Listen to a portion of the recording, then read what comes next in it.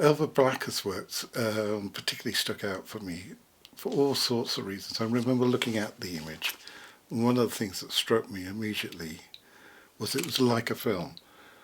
What I didn't realise until I talked to a friend, that it's quite common for illustrators to make small little sketches of people and then compose the image up together. And when I looked at the image, I suddenly realised, finding that that was her work method, which for very obvious reasons, if you're stuck in an operations room, you do not want to be there with a big board and a pencil trying to get everything down. That the best way to kind of get things down would be small sketches and then assemble these almost like a collage together at a later point.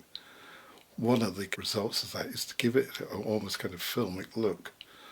And Elva Blacker's work in particular just reminded me of several images I can remember as a young kid seeing in war films, at the relaxed moment, at a moment where the characters were asserting their particular identities beyond being military or being involved in a particular operation. It's always that funny gap between action and complete rest that those war films particularly made a big issue of. Well, when I looked at the work, one of the things that immediately hit me were the two female characters that are more or less in the middle of the image, with the strange little trumpets.